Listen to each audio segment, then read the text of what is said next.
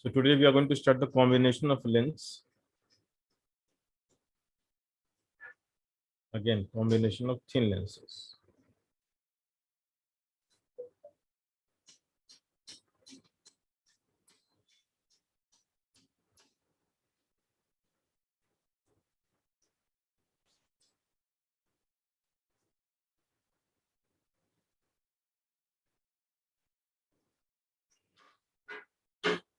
So I'll go back to the old derivation of prism, just as a recap.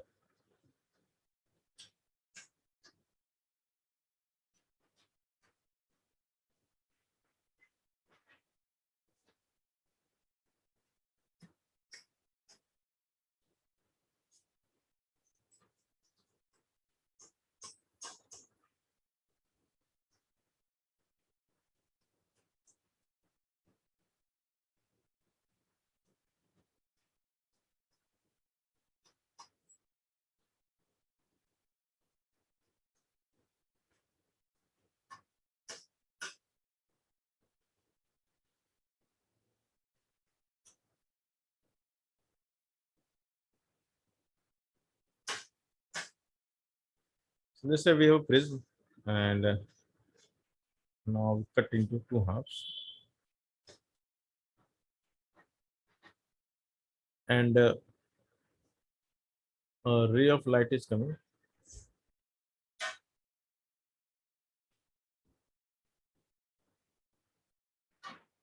And we know that it will deviate, right?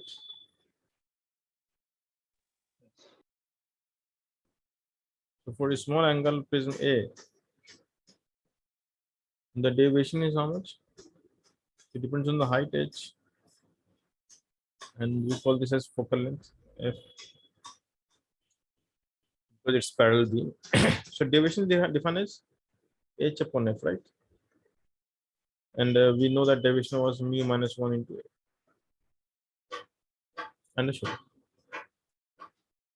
So for prism, we wrote deviation as this, but you can simply say that deviation is always height upon f.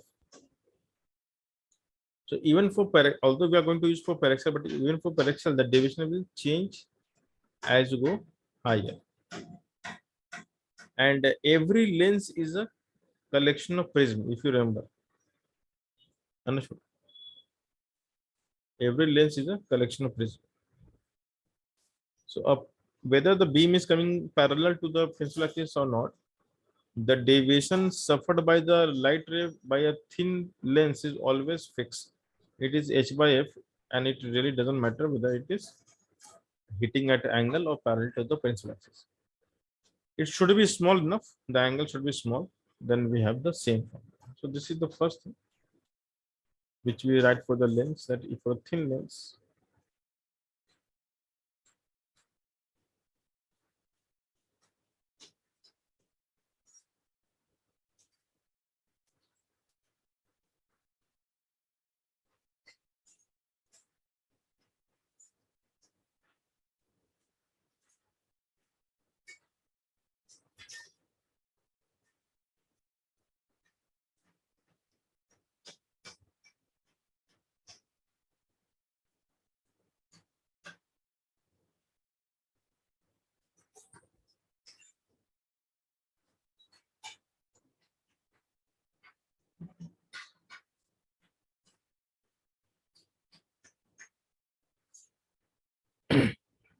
so deviation we write like this.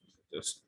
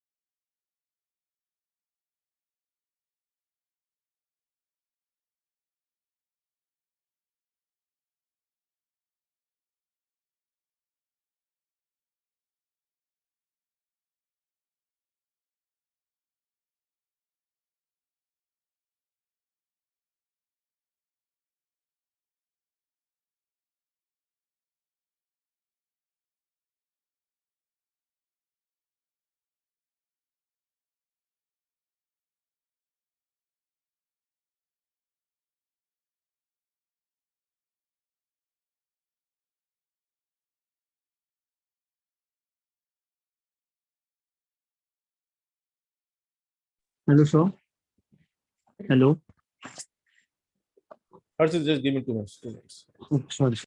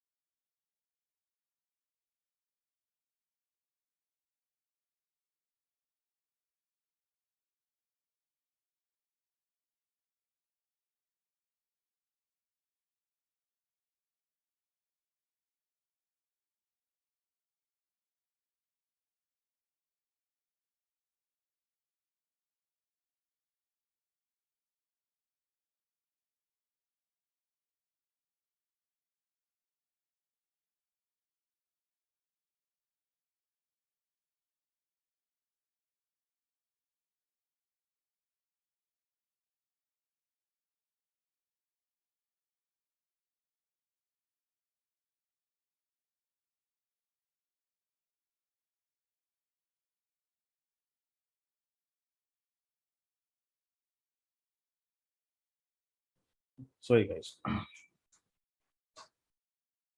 So the first thing that we need to remember is that deviation is always the height at which you hit upon focal length of the lens. Now you may ask this, what will happen if I hit the like this? See, the answer is same. The deviation will be same.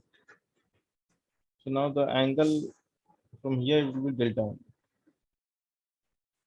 Okay. So angle we don't care. I mean, because of paraxial approximation, even the angle will be there. It will be almost next to 0, right? So these are small angle values or paraxial values. Is this clear? Yes. Now, what happens if you bring more than one lens into the path of a light?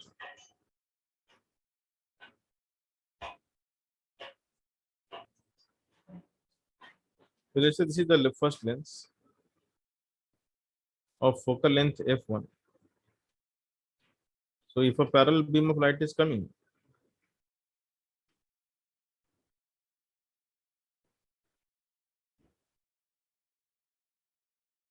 what will happen to this light?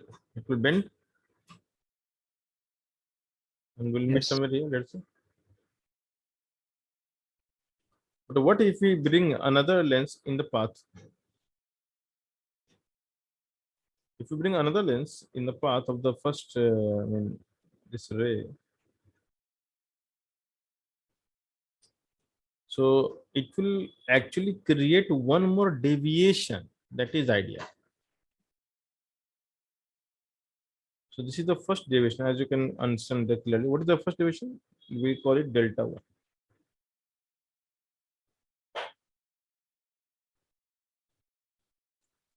But the moment it will pass through the second lens, because I'm intercepting the path of the light ray before it reaches the focal, I mean, principal axis.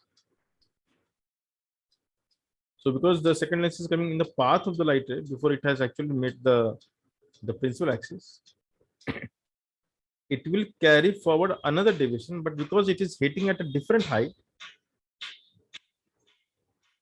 the amount of deviation will change. And that is logical, because if you pass through the optical center, there is no deviation. It means H0 delta 0. Correct? So when you hit at a height H2, as per the deviation rule, the new deviation suffered will be lesser. Understood? So this is the deviation number 2. It is clear? Yes. Are you getting the idea of deviation? Okay. And because this is deviating, so this distance, we have to understand every distance clearly. This distance we are going to call as focal length of which lens? First or second? Oh, second. So this is distance is called f. And the gap between the two lenses we call it small d. and the distance from the first lens to the expected point of convergence, which never happened in fact. This distance, what we can call? This distance is how much?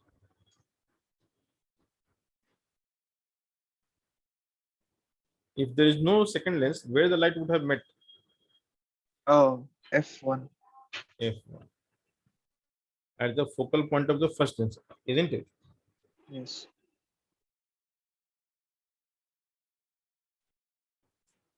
So the idea is, if you bring a two lens system, or in fact 3-4 lens system, the deviation will keep on getting added if all are converging.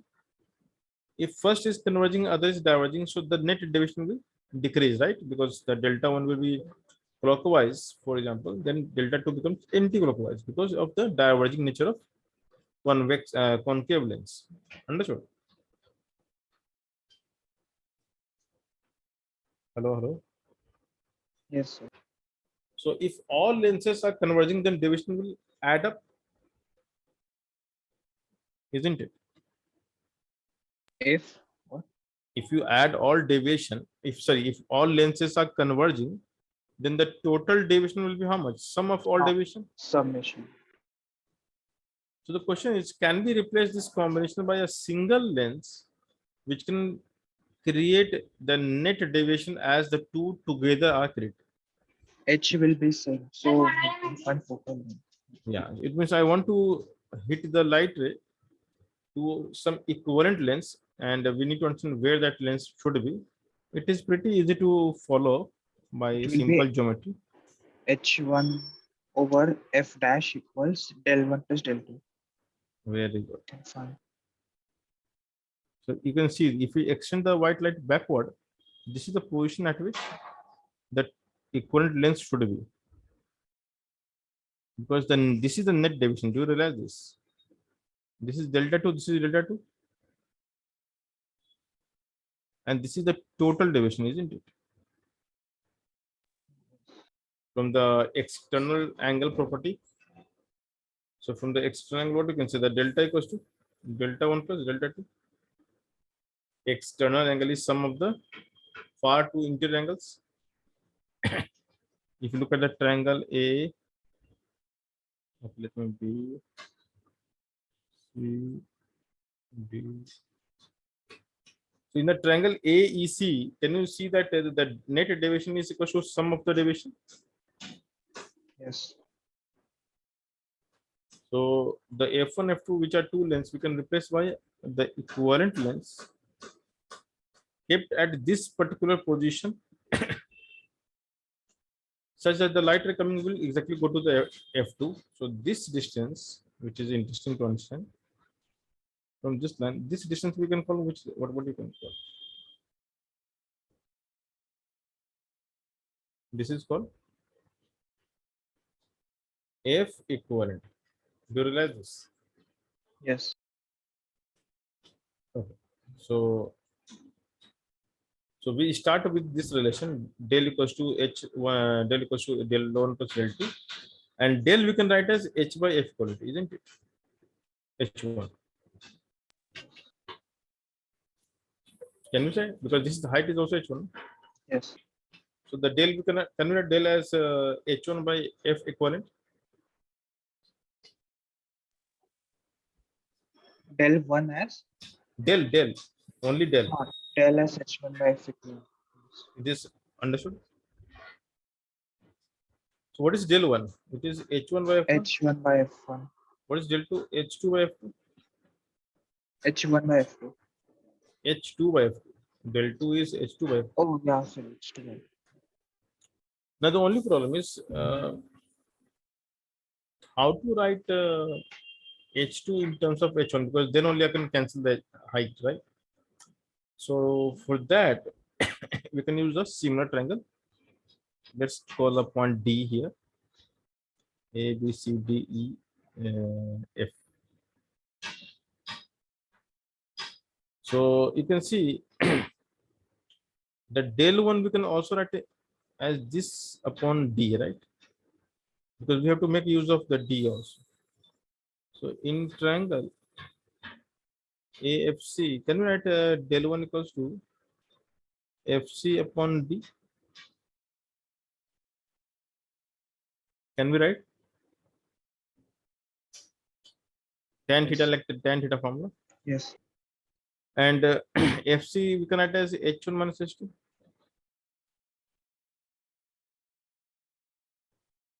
Okay. And H delta 1 is how much? H by F1, H1 by F1. So basically now you can write H1 minus H2 equals to D H1 by F1. So H2 is basically H1 minus D H1 by F1. So this is equation 2, this is equation 1. And now H2 by F2 if I want to replace, therefore H2 by F2 becomes H1 by F2 minus DH1 by F1 F. Is this clear? Yes or no? Yes. So from 1 and 2 what we can get?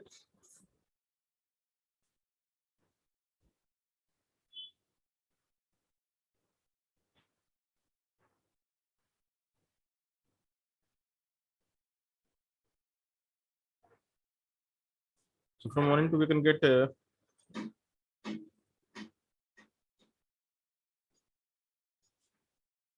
but H2 by F2 we can replace by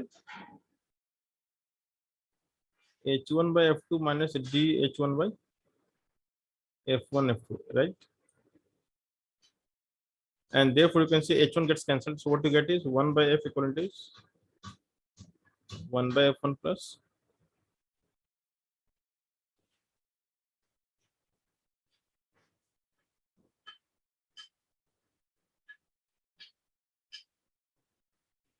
understood.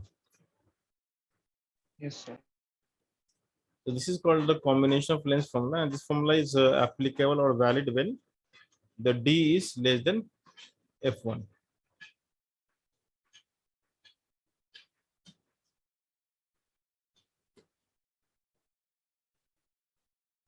It means before it will hit the light ray must hit the second lens before it hits the principal axis. Understood. Yes. So this is how we derive.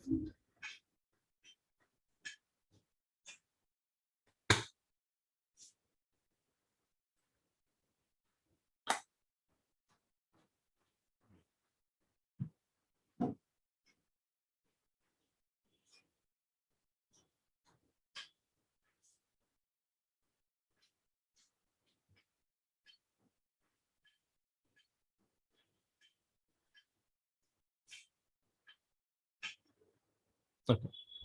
Now if I go back to the thin prism again for some reason,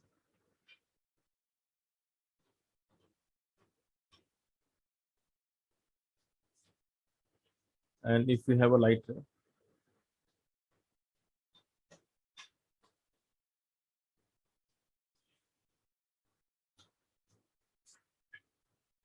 deviation is how much? H by F. Obviously, deviation is that one. Okay, deviation we write as mu minus 1 into A. This we write for A, right? But what if the surrounding is having some medium? So in that case, the delta in the medium will be mu by mu medium into 1 into A. Okay.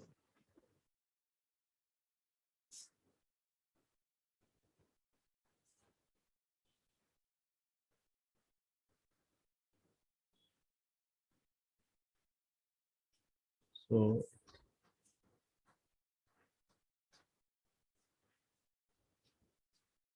just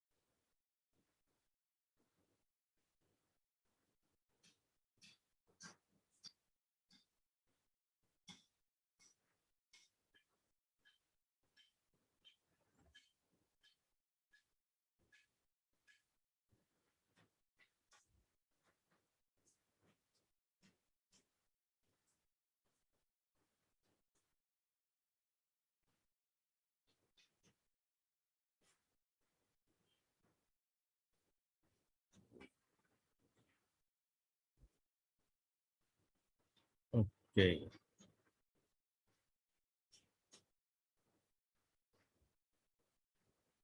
Okay, actually, I just wanted to show you that the deviation in a medium will change.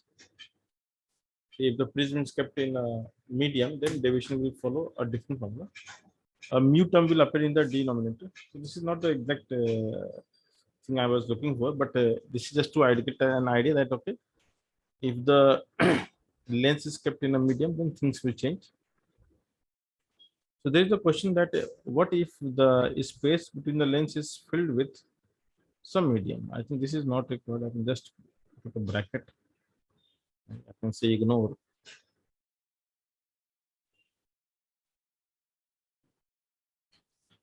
So what if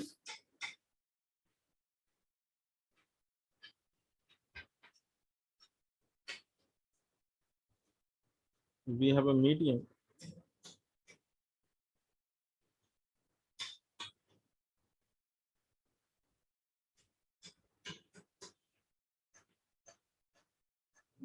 and the medium is only between the lengths?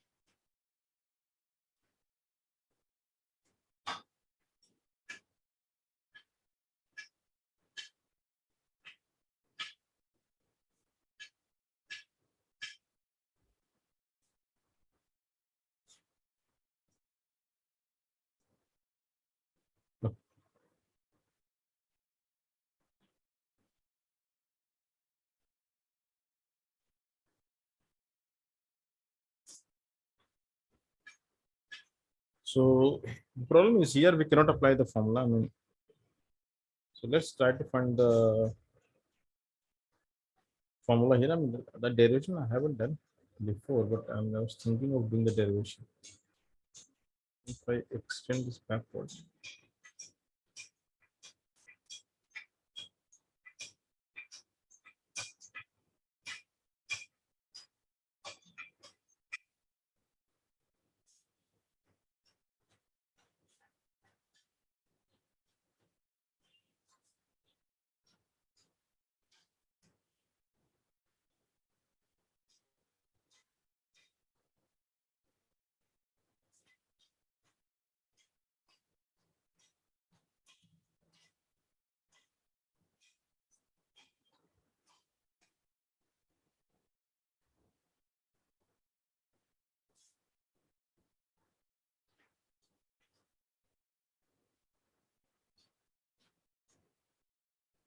and this is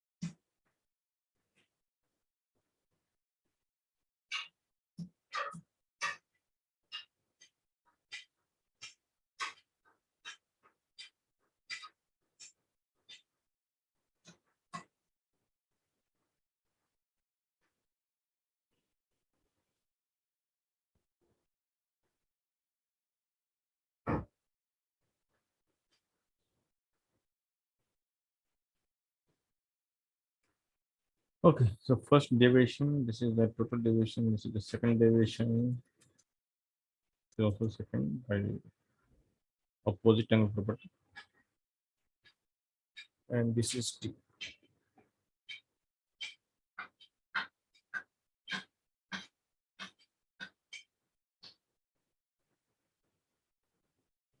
Okay.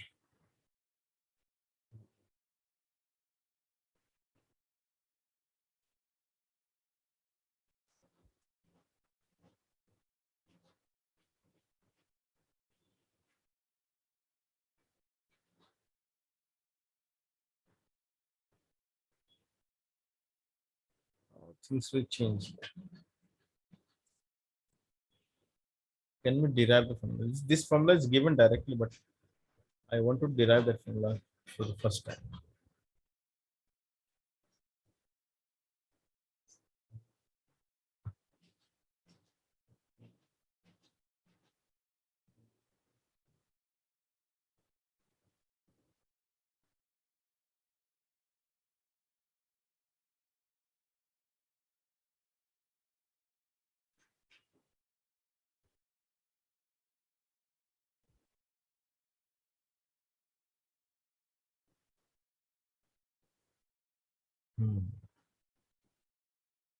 If it is medium on one side, if there is no medium on the other side,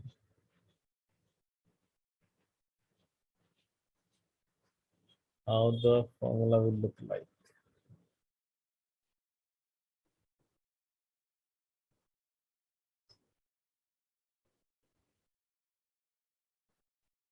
Okay. Anyway, let me solve this question. I'll take method of interface. First, we'll write the image due to the first medium. So F1 we can write as R upon 2 times mu length minus 1. So mu length minus 1 upon R is F1 by 2. And now we can write the V. Okay, first V is we know, that is D equivalent F1. This is F1.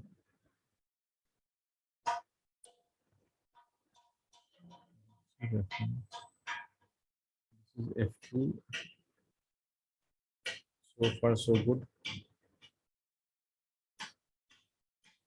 So first is fine. Okay. But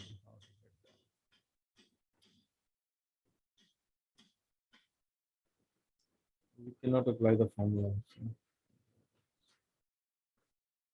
Okay. Okay. Anyway. So for the first refraction for the first surface, what we can add? Refraction at the first surface will be, if I make it 1, 2.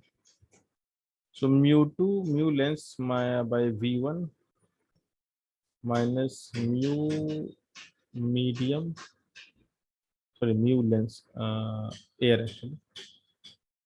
V1 by U, which is infinity minus infinity.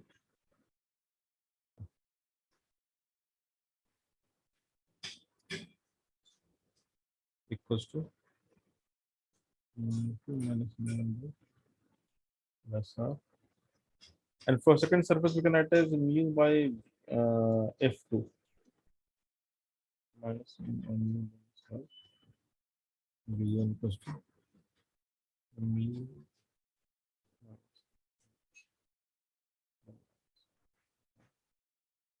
If I add these two, this will cancel out. Mu by F2 equals to mu2 L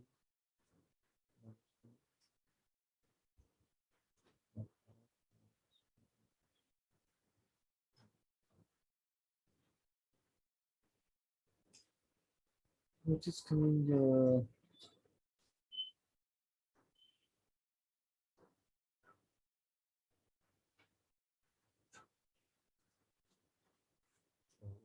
this is a very tough formula to derive.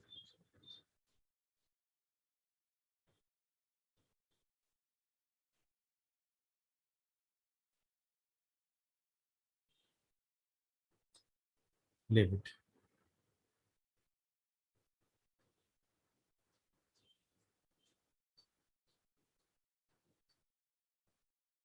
Okay, we'll derive in my free time. It is something interesting. Okay, anyway, what you can remember is when the medium is filled with some liquid, then the 1 by F equivalent formula will change. It becomes 1 by F1 plus 1 by F2 minus D upon mu F1. This is the formula given in Irodov actually. I thought of deriving it, but I'll derive it in some time whenever I'm free. So for a medium filled with between the lengths, we can use the formula directly. But there's no need to mark up the formula. You can always derive further. So separation wise question will not come. What will come is the contact length. So what is contact length? If the D becomes 0. So because we have the formula 1 by F equivalent is 1 by F1 plus.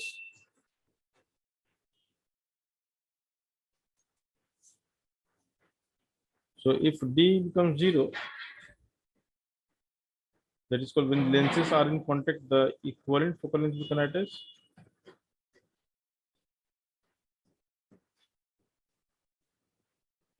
okay. Inverse of focal length of a lens is called power of lens. And power of a lens is the ability to bend, which is like a deviation. That therefore, the power gets added for any combination of lens in contact, and provided every lens is a thin lens. This is called power formula. Okay, I'll just write separately where P represents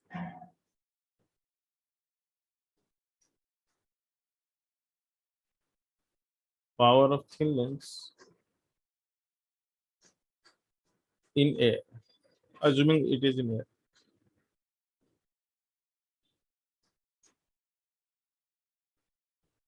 So power of a lens is defined as 1 by focal length. And what it represents is the ability to bend. So when I say more power, it means it is capable of bending more. And we represent it is measured in diopter. It is measured in diopter, or simply D in short. So when you express the focal length in meter, then power is called diopter. If you want to express in centimeter, we write 100 here, and then this is fine.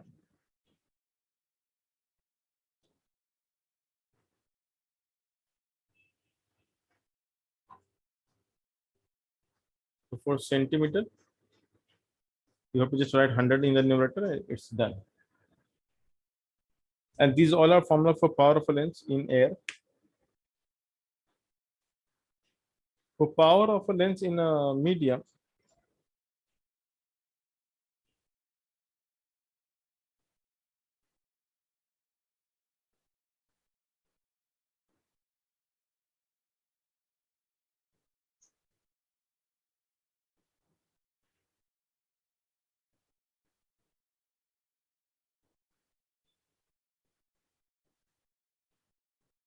for power of lens in medium,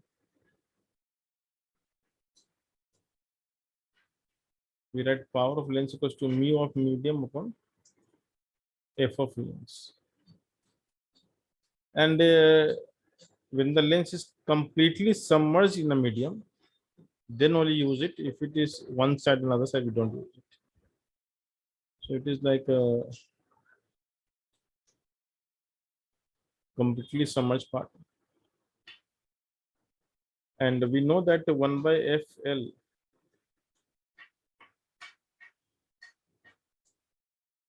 from lens, okay, we can say from lens maker formula.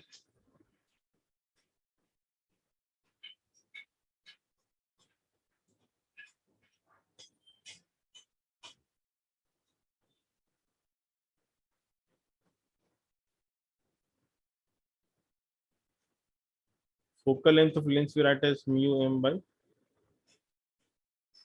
mu L by mu medium minus 1 into 1 by R1.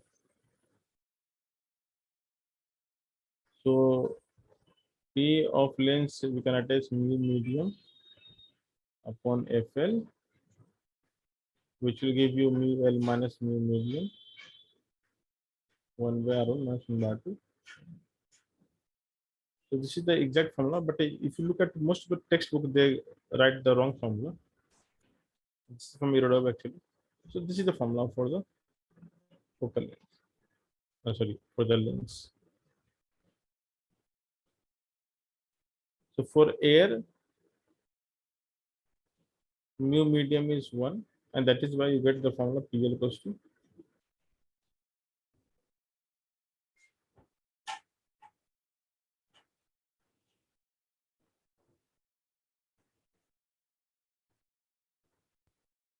and that is why the power of a lens in air is 1 by f air. So we generally write the air equivalent of focal length, not the medium. And the combination of lengths follows the air formula, assuming everything is kept in air independently and you're bringing them in contact. Okay. So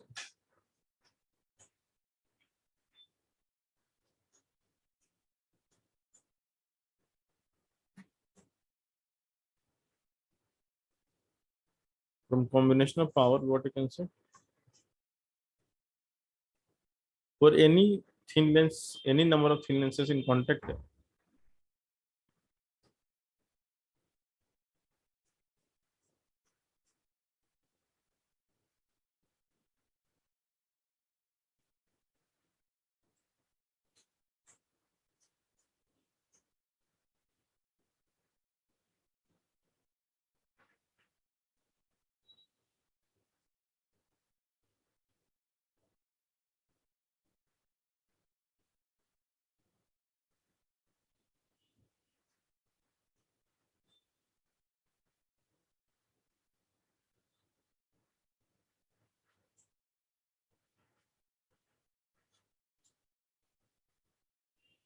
so where all PIs are measured in air. Now, power is not only related to lens, it is also for the mirror, because power is all about bending property, how much you bend or deviate, and mirror can also bend. So, power of a mirror.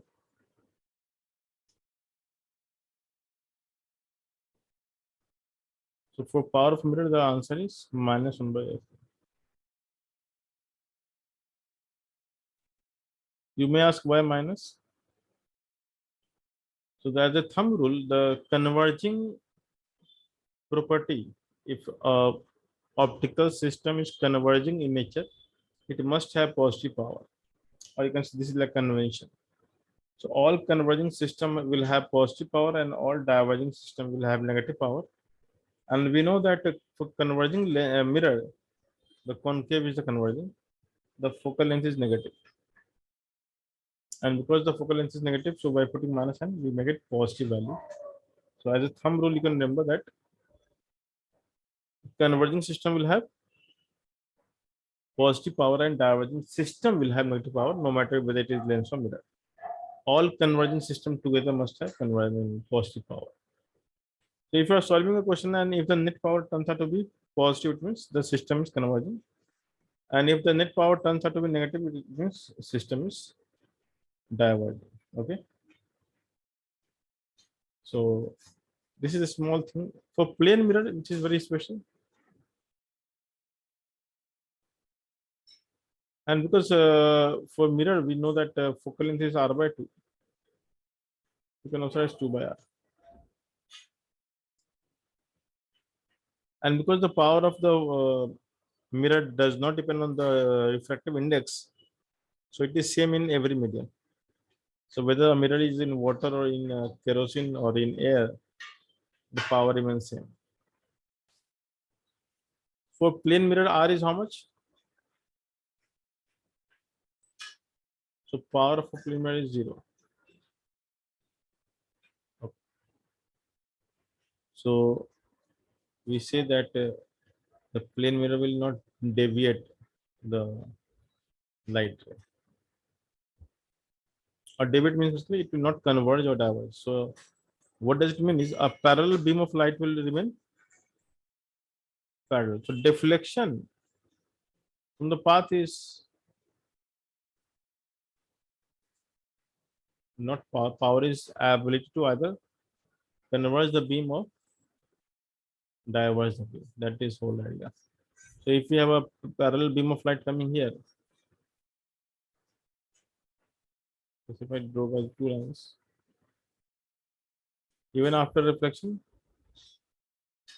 it will remain parallel. So you can see the beam as such has neither converged nor diverged. Understood?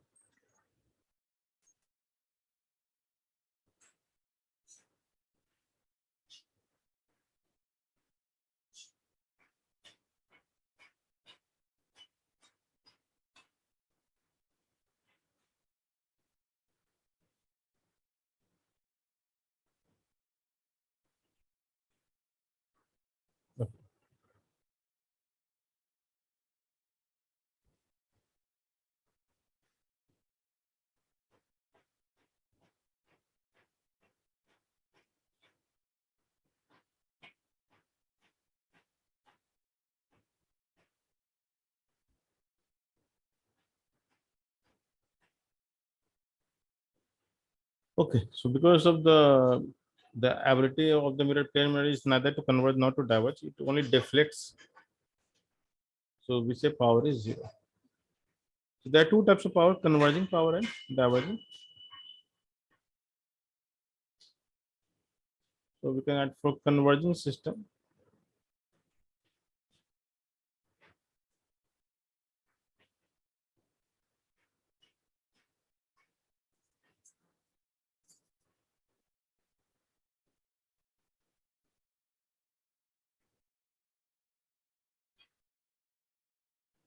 So for diverging system, power will be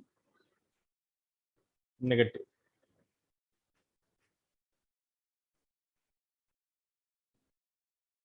So just remember this fact: converging and diverging.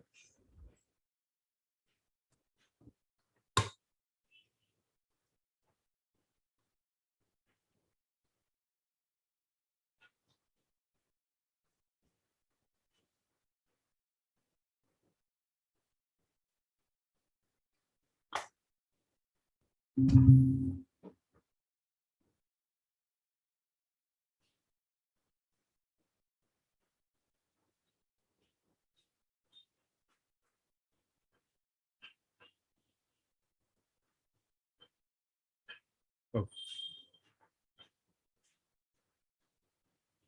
So what kind of question you can expect?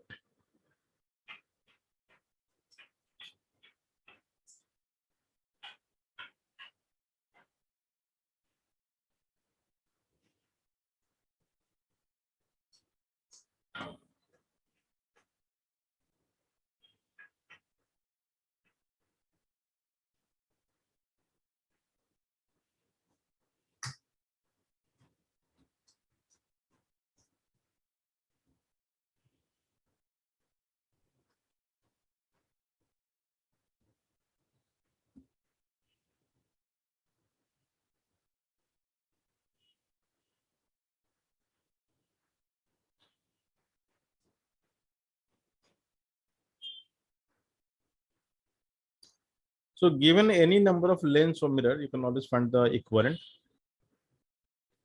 So let's say if we have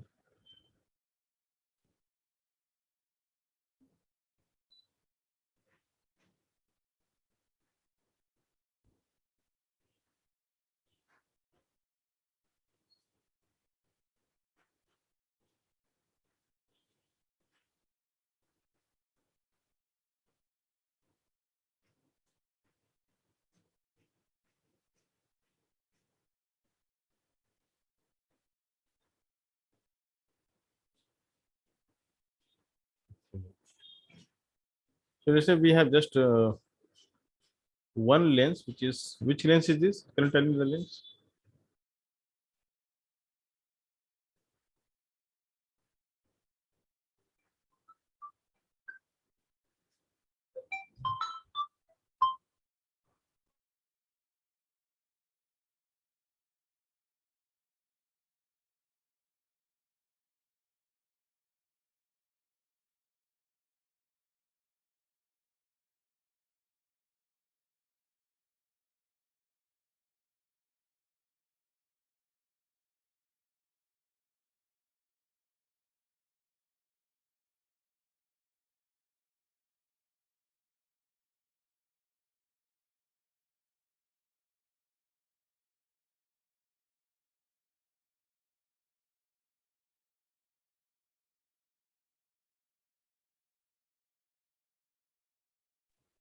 Okay. So now let's say we have a lens which is now silvered from one of the surface. Now silvering means the back surface will act as a mirror, correct? And now in front of such combination or such system, you put some object and you expect the image. The first question to you is, this entire system will act as lens or mirror? Mirror. Mirror, because the light cannot go on the right side, right? So light has to Yes. come back eventually, isn't it? Yes. So this entire system will act as a mirror at the end of this. Now we can have three surface, R1, R2, and the R2, I mean the surface of the mirror which is coinciding with the surface of the lens. Therefore, R2 for the mirror is same as R2 for the lens. Therefore, what is the focal length of mirror?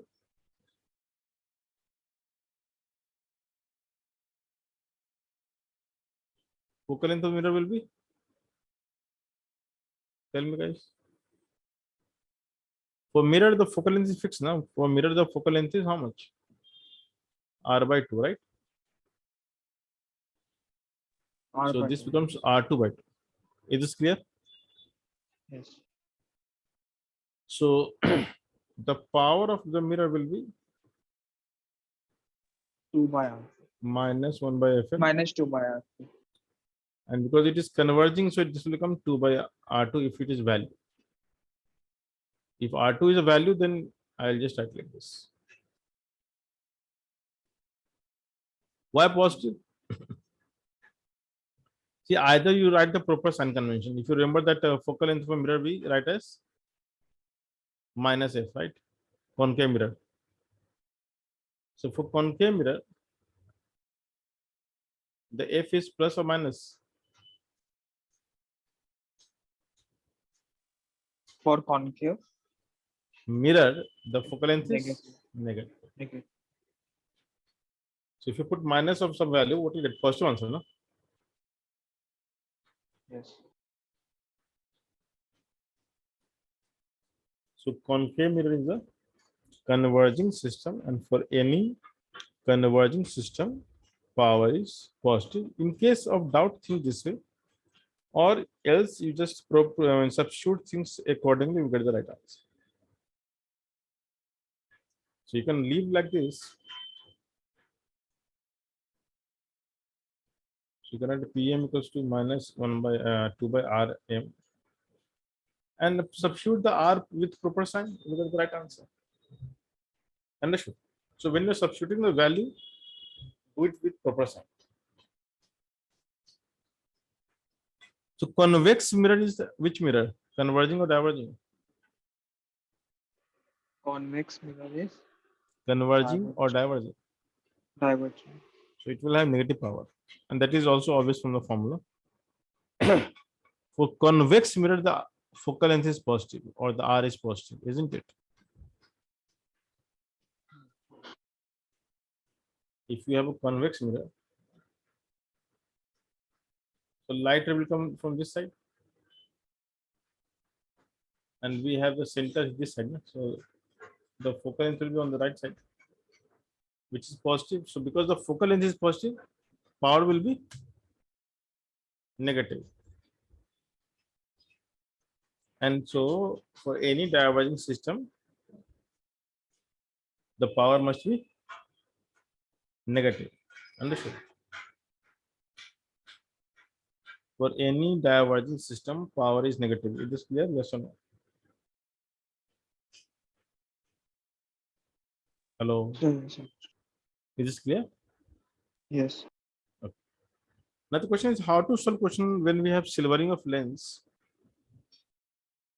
So we don't solve for every surface, and there are 3 steps. So the typical way of solving will be a reflection from first surface, reflection from second surface, a reflection from mirror, then again a reflection from this second surface, and then a reflection from the first surface, and then final image.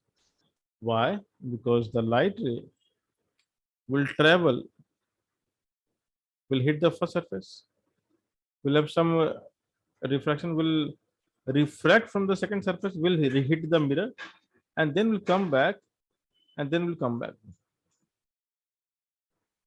So after how many refraction and how many reflection it will come to form the image.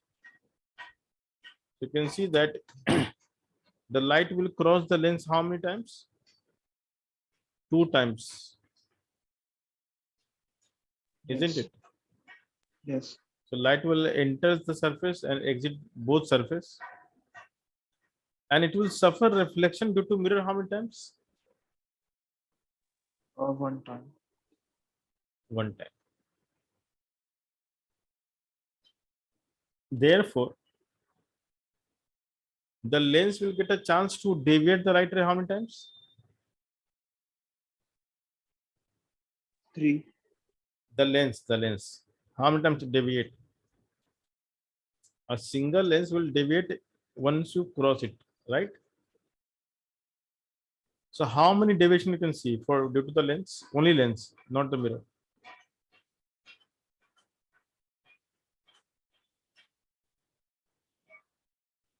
Okay, not getting it. Huh? No, sir. The light will enter and exit the lens. So how many times you cross the lens? 2 times. 2 times. Now the light is not aware that while coming back it is the same lens or different lens. For light it is the lens, and for lens it is the light. And as many times as we receive the light, I will create the deviation or bending. As a result, when the same light ray will go through the same lens twice, it will exhibit the converging behavior 2 times, and therefore the total power,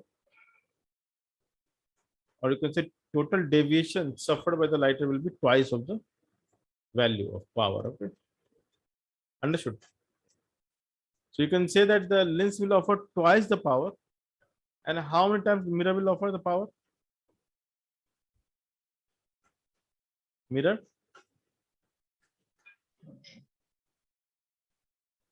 Okay, I think none of you are getting it. 1 time. 1 time. See, power means bending, and bending means when you cross the lens, you bend. That's it. So for light ray, the bending will continue if you keep on passing through the same lens even 1,000 times. So for a light, it is 1,000 lens. For you, it is one lens. Do you realize what I'm saying? Yes. So technically, it is not one lens. It is how many lens? 2. Imagine I create a hypothetical scenario.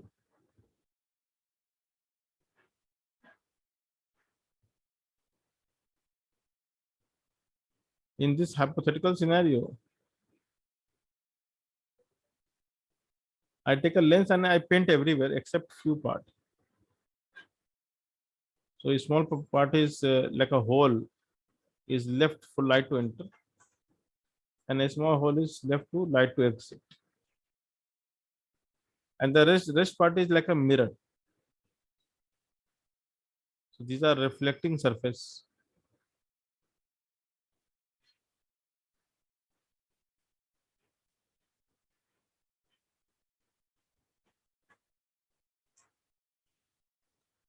A light ray enters, reflects, reflects, reflects, one reflects, reflects.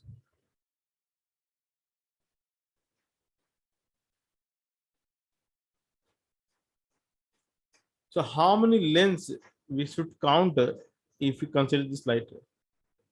This is not one lens. How many lens you can call? In for the context of light ray, how many lens we have? Tell me. The lens 2. is meant for light ray. So when you cross the once, it is only one lens. But when you cross the same medium 2 times, it is two lens. So how many So times 2 this light times. is? 2. Two. Think again.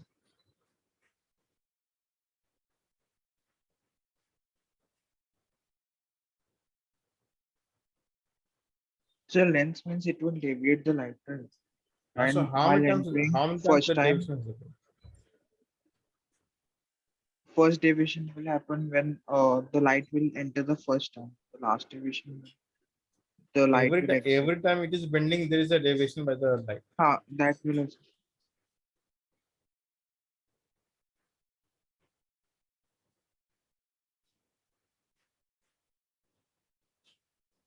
12.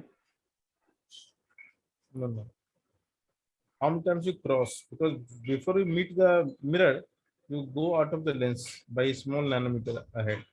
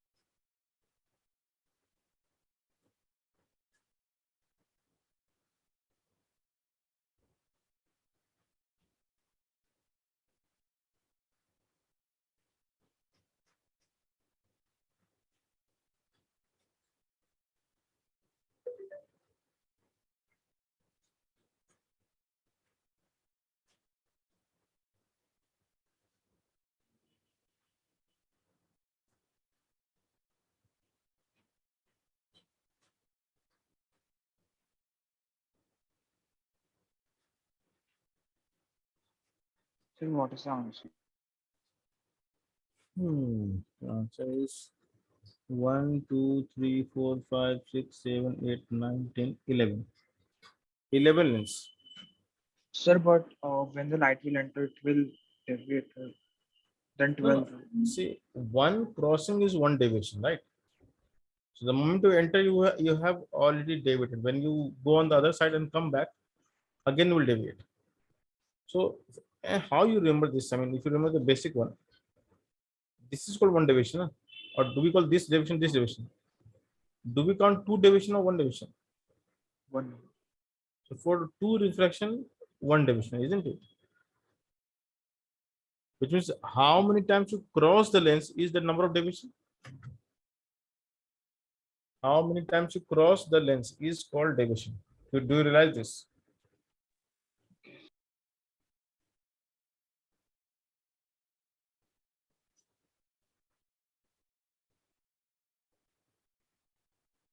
Can you see how many lines you're crossing the lens? You can count.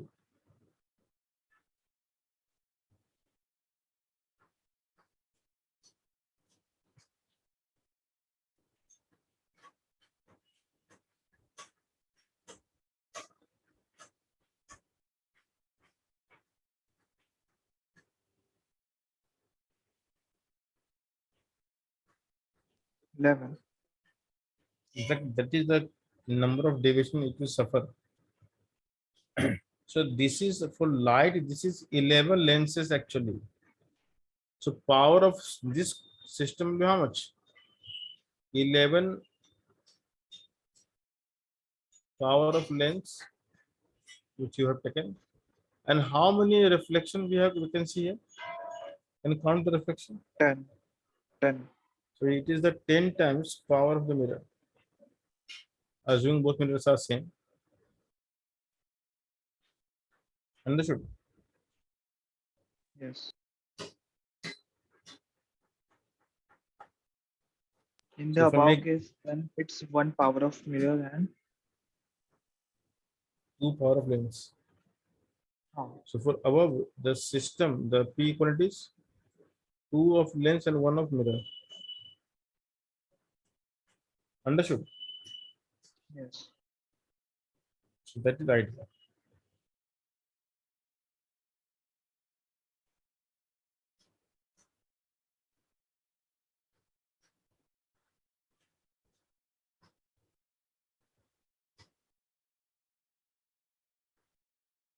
Is this clear? Yes, sir, understood. Okay.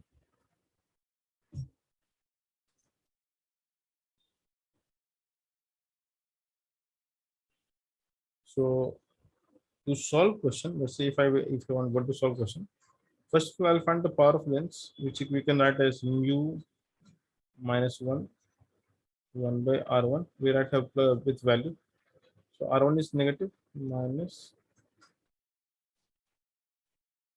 So if light is coming from left, 1 by minus R1 minus 1 by minus R2.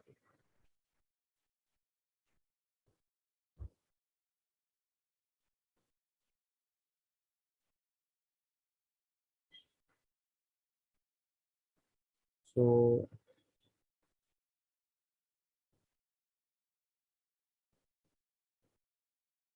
here R2 will be less actually. 1 R2 is more. So this will always give you positive value. And the power of mirror we can attach. It's a converging system. So value wise we can attach. It is clear. Yes. And now you can say P equivalent is how much?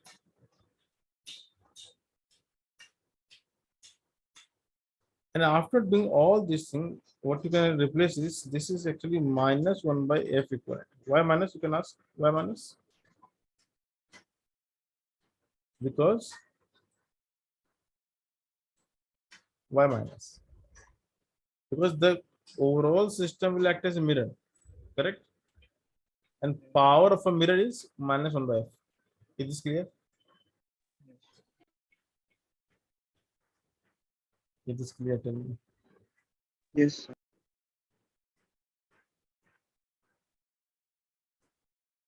Okay.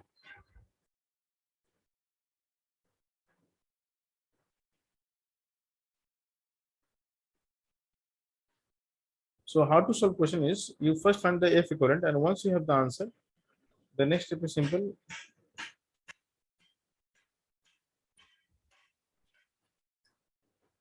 Use the mirror formula. Why? Because you got the equivalent mirror. So 1 by U plus 1 by V is 1 by F equivalent. Equivalent is 1 by U plus 1 by V. It's minus P. And the U will be given to you. Like here, the U will be given to you. You can easily find V just using the formula. Understood?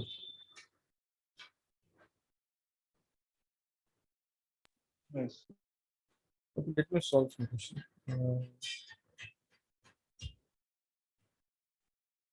You have SC Verma? Yes, sir. Maybe So, yes. sir, maths lecture is from 6:15. I have to charge my device. Oh, okay. Math lecture was cancelled, not today. Hmm? Chemistry lecture is cancelled. Math is from 6. Ah.